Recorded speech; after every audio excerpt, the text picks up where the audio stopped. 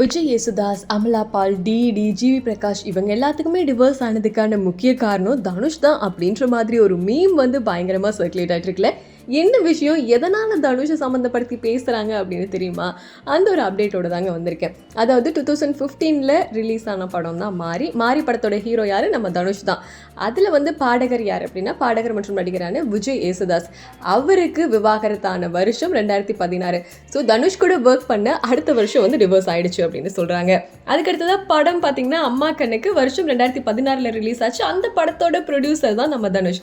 அமலா பாலுக்கு 2016 டிவோர்ஸ் ஆச்சு. அதுக்கு அடுத்தது 2017 பாப்பாண்டி அப்படின்ற படம் வந்து ரிலீஸ் ஆச்சு. அதில் ஹீரோ அண்ட் டைரக்டர் ரெண்டுமே தனுஷ் தான். அதில் ஆக்ட்ரஸ் திவ்யதர்ஷினி நடிச்சிருப்பாங்க இல்லையா. ஸோ அவங்களுக்கு 2017 டிவோர்ஸ் ஆயிடுச்சு அப்படின்னும். அண்ட் 2024 கேப்டன் மில்லர் படம் வந்து ரிலீஸ் ஆச்சு. கேப்டன் மில்லர் படத்தோட ஹீரோ தனுஷ் தான். அதனுடைய மியூசிக் டைரக்டர் தான் நம்ம ஜிவி பிரகாஷ். இவங்களுக்கு விவாகரத்தான வருஷம் 2024. ஸோ நான் சொன்ன இந்த நாளத்துலேயுமே மியூச்சுவலாக இருந்தது வந்து நம்ம தனுஷ் தான். ஸோ தனுஷ் கூட சேர்ந்ததுனால தான் இப்படி ஆச்சு அப்படின்ற மாதிரியான ஒரு மீம்ஸ் வந்து சர்க்குலேட் ஆகிட்டு இருக்கு.